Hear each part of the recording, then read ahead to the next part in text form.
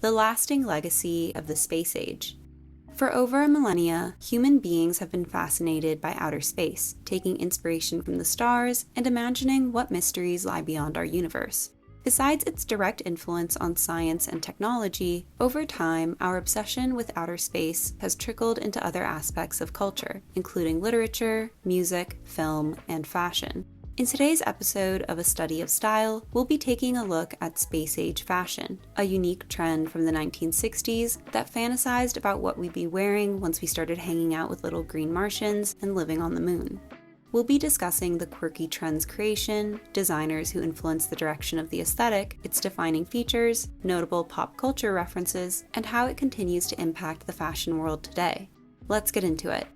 When World War II reached its conclusion in 1945, many hoped that we'd finally be entering a period of peace, but instead, a new battle began to brew between former allies, the United States, and the Soviet Union. This Cold War was fought through unconventional means, with each superpower attempting to assert their dominance over the other through psychological warfare, propaganda campaigns, and technological achievements. This eventually led to the so-called space race in 1955, which saw both countries compete to be the first to achieve space travel, symbolically proving the superiority of capitalism or communism. Much to the chagrin of the Americans, the USSR took the lead in those early years, being the first to launch satellites, mammals, and eventually humans into outer space. This technological back and forth captivated the public's attention, and with many claiming that space was going to be the next frontier, people began theorizing what life might look like among the stars.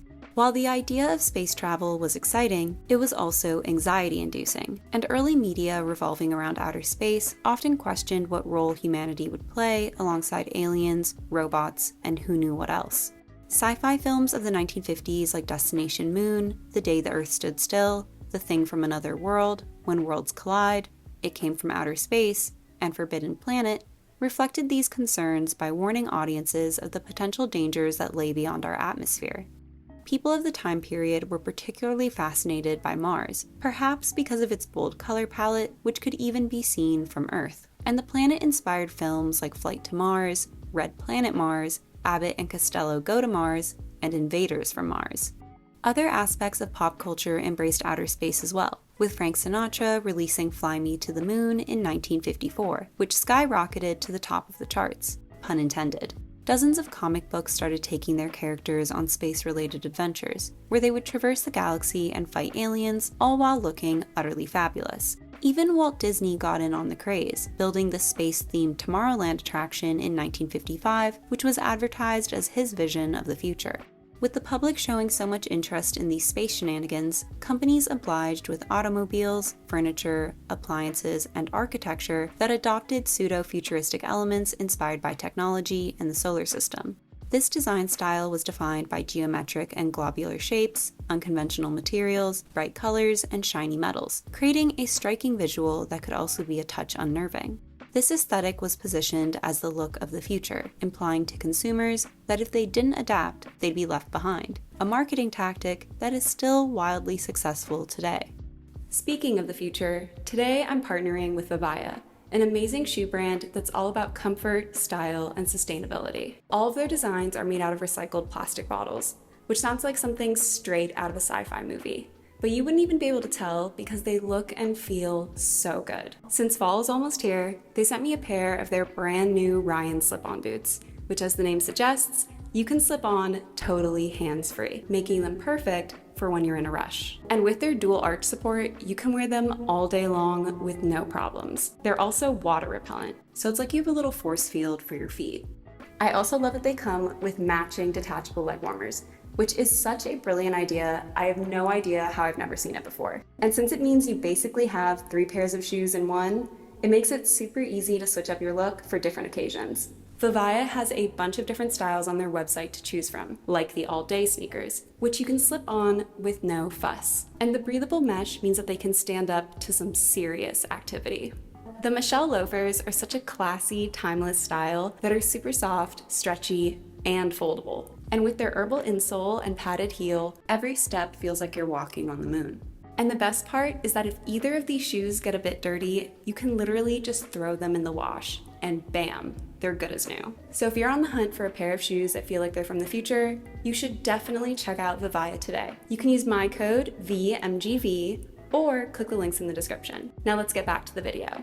While perhaps not as impressive as a rocket ship, consumer technologies also made huge advancements in the 1950s, with dishwashers, microwave ovens, and commercial aviation becoming a little more commonplace, which made everyday life just a tiny bit easier. At the beginning of the 1950s, only 9% of Americans had TVs in their households, but by the end of the decade, that number had jumped to 85%. Because everyone was already talking about outer space on the news, TV networks decided to create fictional series centered around the cosmos as well. And in the 1960s, there was a spike in sci-fi programming, which included Star Trek, Doctor Who, Lost in Space, The Outer Limits, My Favorite Martian, The Jetsons, Jonny Quest, and Space Ghost. Because of their fantasy elements, these programs were especially popular with children. And just like the plot of Toy Story, little boys dropped their cowboy hats and lassos in favor of laser guns and spacesuits. In 1965, Mattel even released an astronaut version of their iconic Barbie doll, showing young girls that space exploration wasn't limited to men. While not as much of a novelty as it had been the prior decade, outer space remained a popular setting in film, with Barbarella, Planet of the Apes, and 2001: A Space Odyssey being some of the most popular films of the 1960s.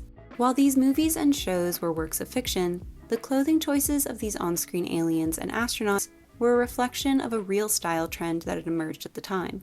With people truly believing we were only a few years away from sipping cocktails on Mars and driving around in flying cars, they started to dress in a manner that seemed more appropriate for those sorts of activities. In the 1960s, the women's lib movement was on the rise, and hoping to distance themselves from the more conservative 1950s, they did away with the fit and flare styles that defined housewives and opted for boxier silhouettes with shorter hemlines, which was considered quite scandalous at the time.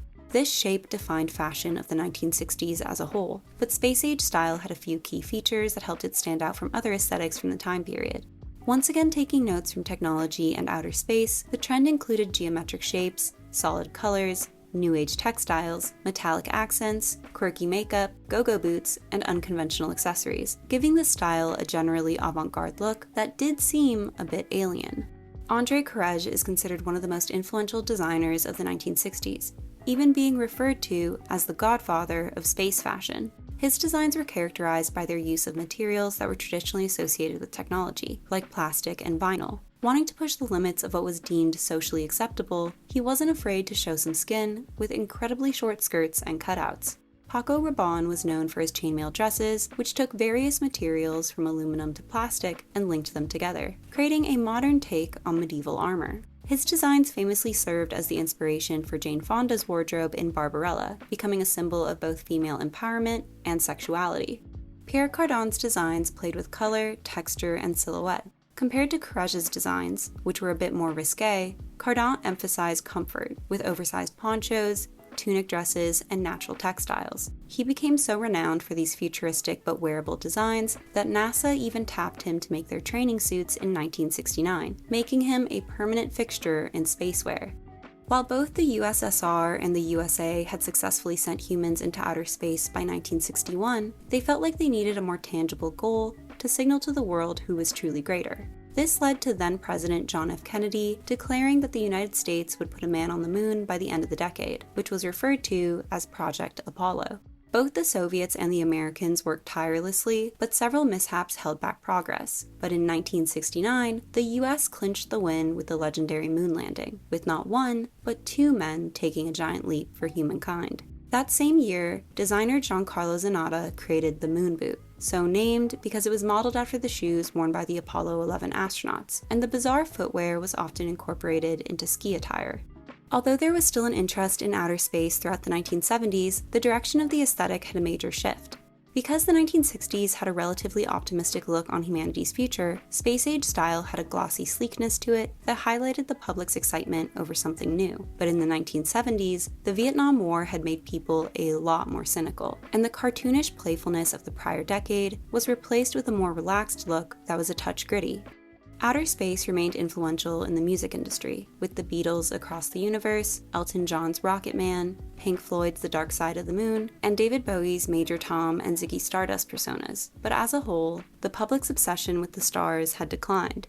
It wasn't until the 1990s that the craze returned in full force, being referenced in both fashion and film. Technology inspired dozens of designers on the runway, with Issey Miyake, Alexander McQueen, Thierry Mugler, Anna Sui, and John Galliano utilizing unconventional shapes and textures to create a futuristic look. There were dozens of movies centered around outer space and aliens like Galaxy Quest, Stargate, Men in Black, Mars Attacks, Independence Day, and Starship Troopers, but the two I want to talk about today are The Fifth Element and Xenon Girl of the 21st Century. The costumes in The Fifth Element purposely went in a high fashion direction to make the 23rd century setting seem all the more unfamiliar, and costume designer Jean-Paul Gaultier combined 1960s space-age staples with 1990s sexy cyberpunk to create some of the most memorable futuristic looks of all time.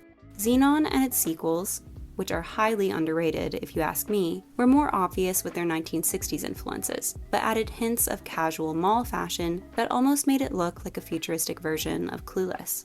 As we neared the new millennium, a different type of aesthetic emerged, Y2K, which combined a handful of space-age trends like metallics, sleek lines, cool tone colors, geometric shapes, and cutouts, with more modern elements like crop tops, baggy pants, and platform shoes. While not solely space-inspired, the Y2K trend was influenced by various technological achievements of the time period, like cell phones, video games, computer animation, and the internet, and it was probably one of the most unique times in tech since the space age. Sadly, the trend was rather short-lived, being phased out in favor of 2000s maximalism that ushered in a wave of rhinestones, logomania, and velour tracksuits. In the early 2010s, several designers released collections inspired by outer space, extraterrestrial beings, and sci-fi movies, including Iris Van Herpen, Alexander McQueen, Blue Marine, and Gareth Pugh. One of the most influential was Christopher Kane's 2011 Resort Collection, which included a series of dresses featuring colorful prints inspired by the galaxy. The designs quickly trickled into the fast fashion space, where they made frequent appearances on social media, especially Tumblr, and you could find galaxy print on everything from tights to shoes to nails, and it's since become one of the most infamous trends of the early 2010s. I myself owned a galaxy print skater dress with cutouts, which was like winning 2010's fashion bingo. Several movies ventured into outer space, like Gravity, Prometheus, Interstellar, and Martian, but they took a more realistic approach with their aesthetic, likely because audiences could no longer suspend their disbelief enough to accept miniskirts and bodysuits as appropriate space attire, which is a shame because it's just not as much fun. Dune probably has the most unique look of any space-related project in recent years, but similar to the story itself, the fashion takes notes from the Middle East and the Middle Ages as opposed to mid-century retrofuturism, but at least it's led to some pretty awesome red carpet looks thanks to Zendaya's method dressing. A Barbarella remake is supposedly in the works with Sydney Sweeney, and disregarding how tired I am of all of these remakes, I also worry that the clothing just won't be as good this time around.